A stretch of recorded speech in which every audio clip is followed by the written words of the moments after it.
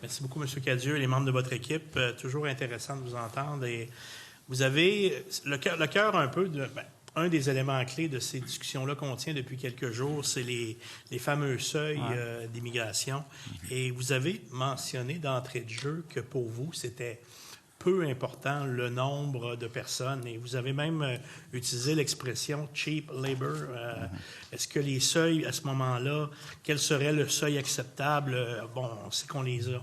Le gouvernement actuellement a un enjeu de le diminuer temporairement pour éventuellement le rehausser. Et on en prend moins pour en prendre soin. L'objectif étant de mieux intégrer, mieux franciser et mieux faire entrer les gens. C'est un peu la perception que vous avez, c'est que on est peut-être que le seuil en soi, c'est pas un débat de normes qu'on devrait avoir? Bien, moi, je dis, à partir du moment où on est capable de rencontrer les 5 objectifs que je vous ai donnés, il y en aura 100 000 par année, on n'a pas de problème.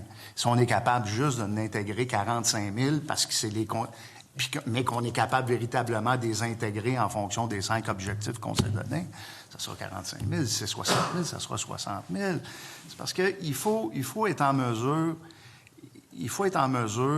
de traiter correctement ces gens-là. Il faut être en mesure, puis ça passe par l'intégration.